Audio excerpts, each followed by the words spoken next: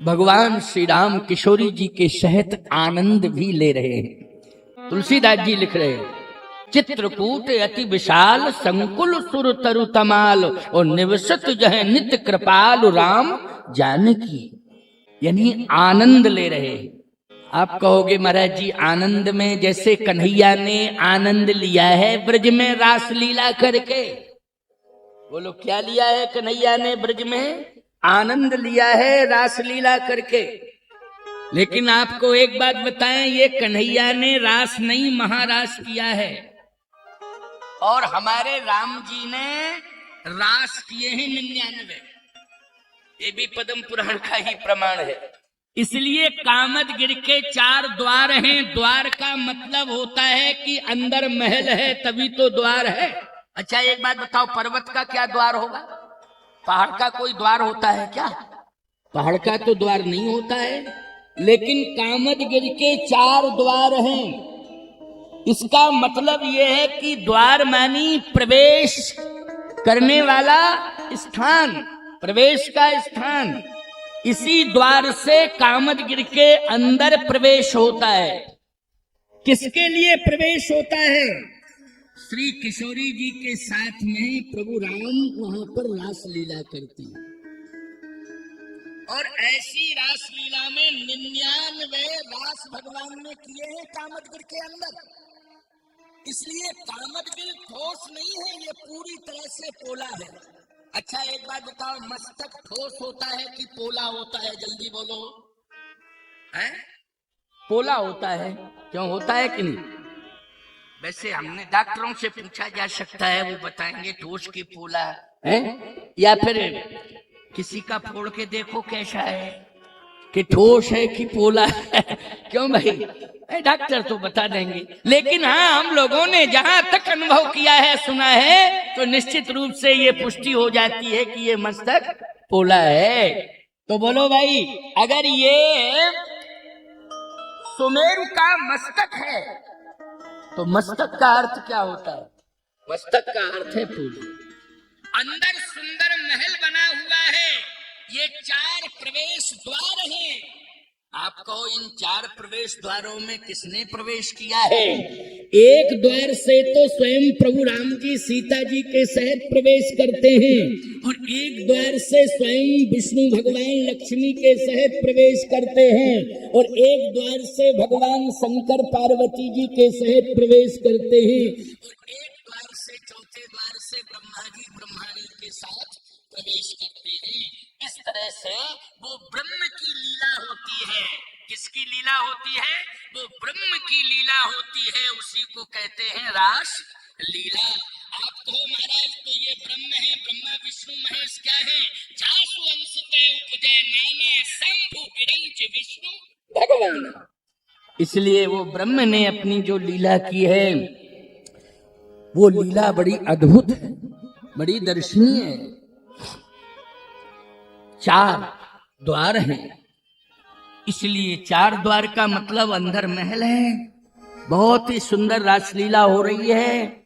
99 रास पूरे हुए हैं, लेकिन 100वां रास जो महारास होना था, उसी महारास के व्यवधान के कारण भगवान ने चित्रकूट छोड़ा है। क्योंकि उस महारास में जो व्यवधान पैदा किया है, वो जयंत ने पैदा किया है। किसने पैदा किया है? जयंत ने। इसकी भी पुष्टि है मानस में। बहिरंग दृष्टि से देखो तब भी आप कहोगे कि हाँ महाराज बिल्कुल हम रामायण में पढ़ रहे हैं, ऐसा लिखा भी है। क्या लिखा है? एक बार चुन कुसुम सुहाए, एक बार चुन कुसुम सुहाए, एक बार चुन कुसुम सुहाए, एक बार चुन कुसुम सुहाए, निज कर भूषण राम बनाए, निज कर भूषण राम बनाए, निज कर भूषण राम बनाए, निज कर भूषण राम बनाए। शीत ही पहिरा ये प्रभु सादर, सीतन पहरा हे प्रभु सादर। बैठे फटिक शिला अति सुंदर, बैठे फटिक शिला अति सुंदर। बैठे फटिक शिला अति सुंदर, बैठे फटिक शिला अति सुंदर। बैठे फटिक शिला अति सुंदर। ये श्रृंगार कर रहे हैं, इसका मतलब है श्रृंगार तभी किया जाता है जब कोई उत्सव होता है। क्यों? सामान्य श्रृंगार होता है, एक विशेष श्रृंगार होता है। सामान्य श्रृंगार तो चर्या और दिनचर्या में हो जाता है, लेकिन विशेष श्रृंगार जब होता है तो इसका मतलब है कोई उत्सव हो रहा है, या तो घर में उत्सव हो रहा है या आप किसी उत्सव में सम्मिलित होने के लिए जा रहे हैं, इसलिए विशेष श्रृंगार किया जा रहा है। तो यहाँ श्री किशोरी जी का भगवान राम अपने हाथ से श्रृंगार कर रहे हैं, तो बोलो उत्सव होने जा रहा है कि नहीं? और विशेष उत्सव की तैयारी चल रही है, इसलिए इससे पुष्टि हो जाती है। और पद्म पुराण में तो इसका स्पष्टीकरण दे दिया गया है कि भगवान राम महाराज की तैयारी कर रहे थे। इंद्र के पुत्र ने, इंद्र पुत्र जयंत ने एक घटना को अंजाम दिया था। वो बड़ा लंबा प्रसंग है, लेकिन मैं सिद्ध ये कर रहा था कि देवता आए, महात्मा आए, सभी तीर्थ आए, पुनीत नदियां सभी आ रही हैं, मंदाकिनी में सम्मिलित हो रही हैं, पर्वत आए हैं, हिमांचल आदि सभी आए हैं, चित्रकूट। किसके कारण आए हैं बोलो भाई? भगवान राम के कारण आए, भगवान राम के कारण आए। अमरनांग किन्नर दिशपाला, और चित्रकूट आए तही काला। बोलो प्रमाण मिल गया कि देवता है, इंद्र आया। और कहाँ आए हैं? जहां भगवान कामदगिरि पर बैठे हैं वहीं तो आए। जितने भी तीर्थ हैं उन तीर्थों में जो संत तपस्या कर रहे हैं वो सब तप छोड़ करके चित्रकूट आ गए। आवत देख मुदित मुनि वृंदा, कीन दंडवत रघुकुल चंदा। मुनि वृंद का मतलब है मुनियों का समूह है, वो सब आ रहे हैं, कामदगिरि की परिक्रमा कर रहे हैं। देवता भी कामदगिरि की परिक्रमा कर रहे हैं। बोलो सम्मान बढ़ा रहे हैं भगवान की, नहीं बढ़ा रहे हैं? किसका? गिरिराज जी का, मतलब कामदगिरि भगवान का। जैसे भगवान कन्हैया ने गोवर्धन जी का, गिरिराज जी का सम्मान बढ़ाया, वहां इंद्र आदि देवता सभी जो है माफी मांग रहे हैं, क्षमा मांग रहे हैं, भूल हो गई, भूल हो गई, क्योंकि इंद्र के अभिमान को नष्ट किया भगवान ने। यहाँ भी कहीं ना कहीं इंद्र का अभिमान है, जिसे भगवान दूर कर रहे हैं, और आज स्वर्ग छोड़ करके इंद्र और देवताओं को चित्रकूट आना पड़ रहा है। परिक्रमा कर रहे हैं ये सब, सप्त ऋषि परिक्रमा कर रहे हैं, सभी तीर्थ परिक्रमा कर रहे हैं कामदगिरि की। इसलिए रामा अवतार में कामदगिरि और कृष्णा अवतार में गिरिराज गोवर्धन जी, बस इतना ही अंतर है। एक बड़ा भाई है और एक छोटा भाई है, इसलिए एक राम है और दूसरे भरत है। प्यारे, यही मानना पड़ेगा, है ना? राम से छोटे कौन है? भरत है। और अवतार बाद में देखा जाए तो कन्हैया का अवतार, कृष्ण का अवतार राम अवतार के बाद हुआ है। इसलिए यूं कहा जाए दोनों ही एक हैं, राम कृष्ण, लेकिन युग का अंतर है। किसका अंतर है? युग का अंतर है, बस इतना ही अंतर है। बड़े भाई छोटे भाई या युग के डिफरेंस में माना जाए तो बस यही है कि भैया वो त्रेता के राम हैं और यही राम जो है द्वापर में कन्हैया कृष्ण बन गए। पर्वत एक है, वो सुमेरु है, उसका मस्तक चित्रकूट में है, उसकी पुच्छ जो है, देखो भाई पहले ये क्या है, पक्षी उड़ते थे, पर्वत उड़ते थे। अच्छा भाई पर्वत उड़ते हैं तो उड़ने का मतलब है पंख थे।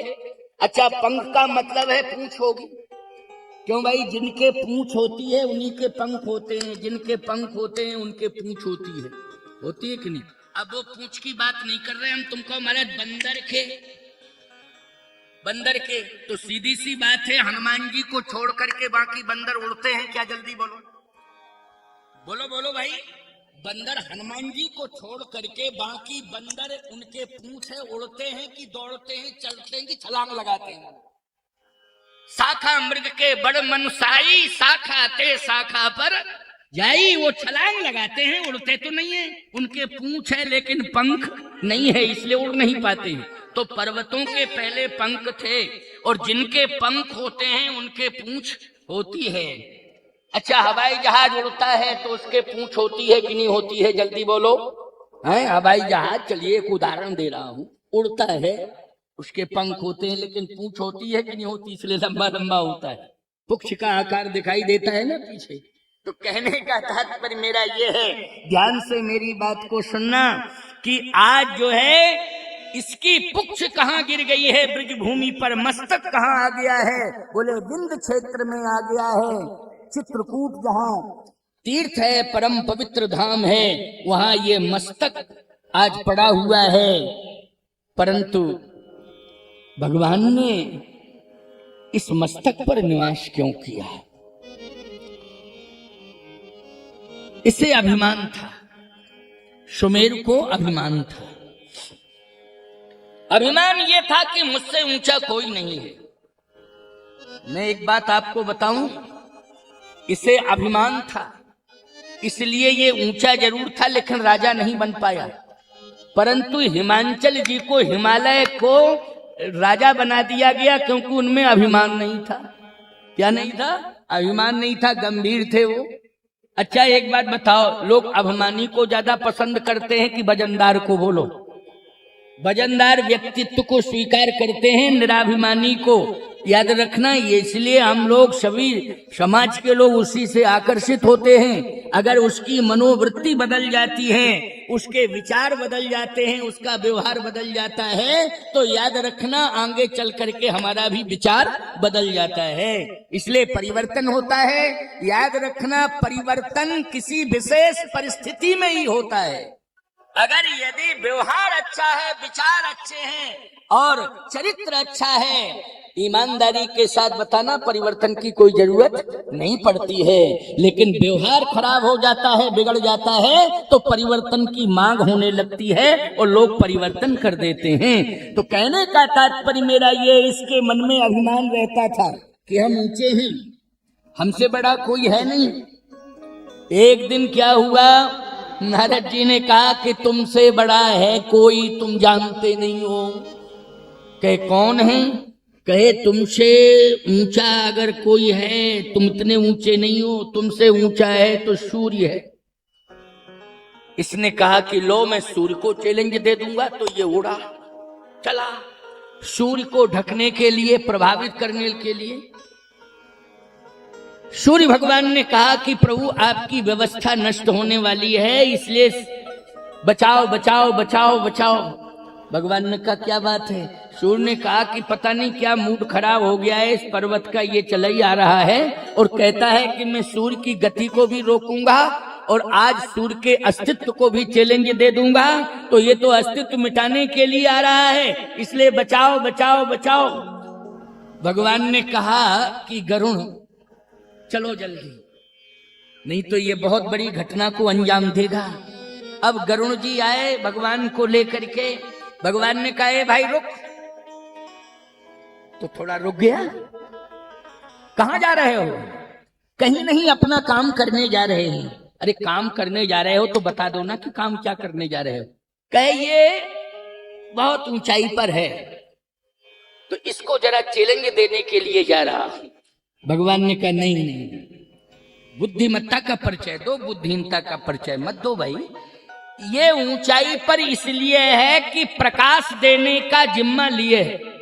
और मेरी आज्ञा से, मेरे आदेश से प्रकाश दे रहा है। जगत प्रकाश प्रकाशक रामू, यानी सूर्य भी जहां प्रकाश लेता है और सूर्य को जो प्रकाश देता है वह परमात्मा है। प्यारे, भगवान ने कहा ये तो मेरे अधीनस्थ है, ये तो मेरी व्यवस्था है। जैसे आप अपने घर में बड़ा आलीशान 300 करोड़ का मकान बनवाओ।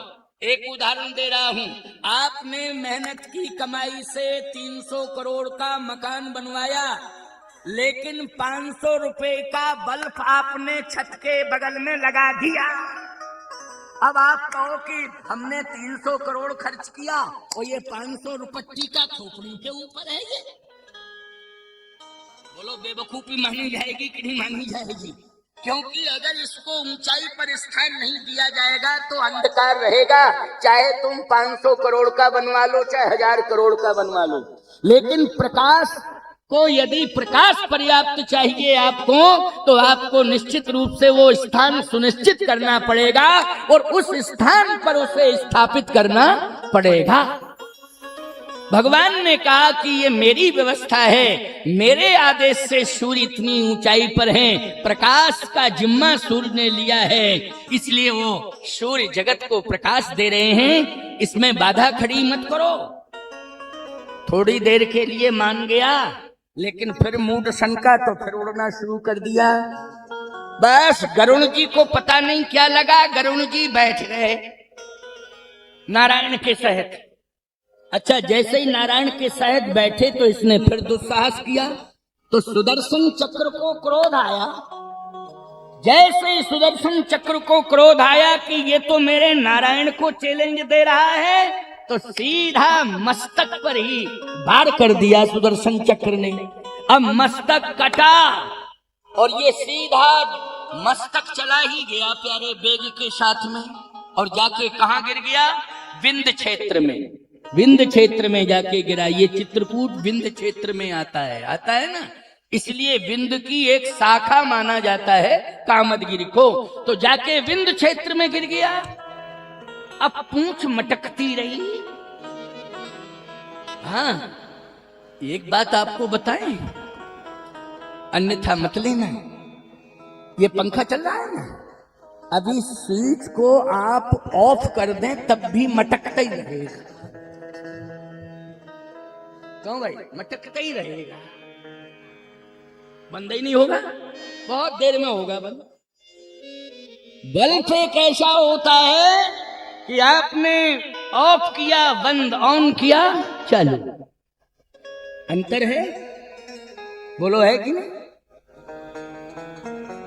ऐसे ही भक्त जो होता है वो भगवान के हाँ में हाँ, भगवान की ना में ना करता है। और ज्ञानी होता है, उसे कितना ही ज्ञान दो लेकिन फिर भी मटकता ही रहता है, मटकता ही रहता है। वो कुछ ना कुछ बोलता ही रहता है, कुछ ना कुछ। तो हाँ ऐसा तो ठीक है, लेकिन हाँ ऐसा तो ठीक है,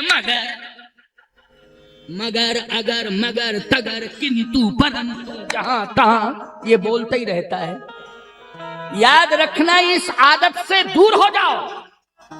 ये दोष है।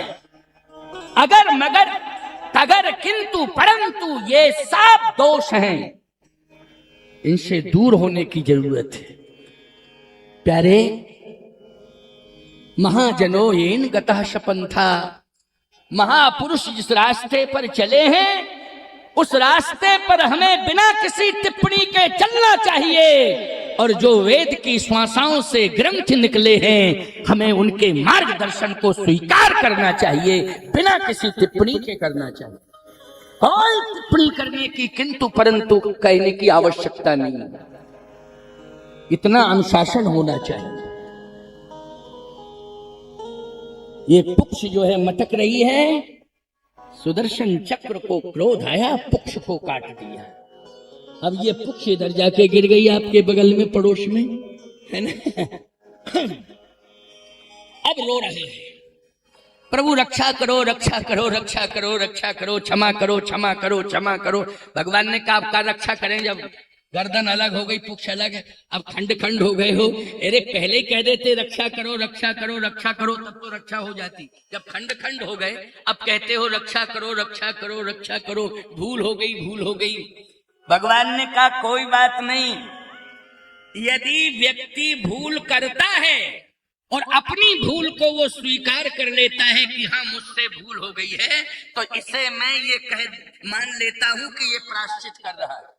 क्योंकि भूल की है और भूल करने वाला भूल को स्वीकार कर ले कि हाँ मैंने भूल की है, तो ये प्रायश्चित है प्यारे।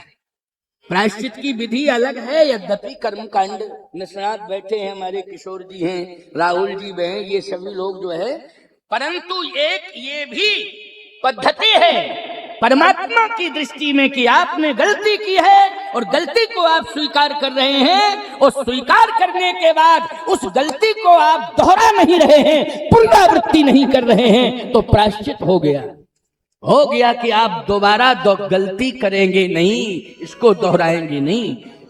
तो सुमेरु पर्वत कहने लगा प्रभु गलती हो गई, लेकिन अब कभी दोबारा गलती नहीं करूंगा, मुझे क्षमा कर दो। भगवान ने कहा इसका मतलब है खंड खंड होने से तुम्हारी महिमा घट गई, लेकिन जब तुम अखंड थे तब तुम्हारी उतनी महिमा नहीं थी, लेकिन अब हमने तुम्हें खंड खंड कर दिया है, इसलिए तुम्हारी 3 जगह पूजा होगी। और 3 जगह पूजा होगी और तीनों स्थान महिमा मंडित होंगे, और तीनों स्थान धर्म की दुनिया में, आध्यात्म की दुनिया में ये महत्वपूर्ण माने जाएंगे। कहा एक भाग पर तो मेरे इष्ट भगवान शिव तप करेंगे, ये तेरा मध्य भाग होगा, और जहां तेरा मस्तक है वहां स्वयं में दशरथ नंदन राम बनूंगा, तो वनवासी बन करके तेरे ऊपर ही तप करूंगा मैं, और तप करूंगा तो ऐसा तप करूंगा कि सारी दुनिया वहां पूजा करने आएगी। और पूंछ तू बाद में मटकती रही, इसलिए जब रामा अवतार के बाद कृष्णा अवतार होगा तो मैं ब्रजभूमि में जाऊंगा, वहां तेरी पूजा करूंगा, तो तेरी महिमा बढ़ेगी। इसलिए कैलाश के शिखर पर भगवान शिव तप कर रहे हैं, और सुमेरु के मस्तक पर कामदगिरि पर राम जी तप कर रहे हैं, पूजन कर रहे हैं, सम्मान बढ़ा रहे हैं। कृष्णा अवतार में गिरिराज गोवर्धन की पूजा स्वयं भगवान कृष्ण कर रहे हैं, और भगवान ने गिरिराज जी की महिमा को बढ़ाया। तो कामदगिरि का और गिरिराज जी का अभिन्न संबंध है, जैसे चित्रकूट का अयोध्या का अभिन्न संबंध है, ऐसे ही कामदगिरि का और गिरिराज जी का भी अभिन्न संबंध है। जैसे राम जी का और सीता जी का अभिन्न संबंध है, वैसे ही जो है अयोध्या का और चित्रकूट का अभिन्न संबंध है। ठीक उसी प्रकार से जो कामदगिरि की महिमा है, वही महिमा गिरिराज गोवर्धन की महिमा है। बस अंतर इतना है कि अमावस्या को विशेष रूप से लोग परिक्रमा करने जाते हैं कामदगिरि की, और पूर्णमासी को लोग विशेष रूप से परिक्रमा करने जाते हैं गिरिराज गोवर्धन जी की। इसका अर्थ है कि अमावस के दिन जब आप परिक्रमा करने आते हो तो हम देखते हैं कि लोगों के चेहरे पर उदासीनता रहती है कि चलो भाई चित्रकूट में रम रहे रहीमन अवध नरेश, और जा पर विपदा पड़त है सो आवत यही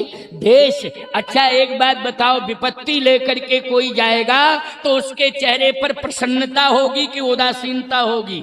उदासीनता होगी। इसलिए चित्रकूट के लिए ये वर्णन हुआ है, चित्रकूट में रम रहे रहीमन अवध नरेश, और जा पर विपदा पड़त है सो आवत यही देश। इसलिए हमने देखा है कि परिक्रमा करने वाले जब आते हैं और माथा रखते हैं तो टप टप आंसू गिरते हैं, उदास चेहरा दिखाई देता है। लेकिन परिक्रमा करने के बाद जब जाते हैं तो याद रखना उनके चेहरों पर मैंने मुस्कान देखी है। अच्छा मुस्कान देखी है तो याद रखना कामदगिरि ने उनको मानो संकेत दे दिया है कि हमने तुम्हारी उदासी की, अमासी की उदासी को दूर कर दिया है। अब सीधे चले जाओ गिरिराज गोवर्धन की परिक्रमा करने, तुम्हारी अमासी की उदासी पूर्णमासी में बदल जाएगी, प्रसन्नता आ जाएगी। इसलिए कामदगिरि ने भी संकेत दे दिया है कि अब सीधे चले जाना और पूर्णिमा को गोवर्धन गिरिराज जी की परिक्रमा कर लेना। यह है महिमा, याद रखना।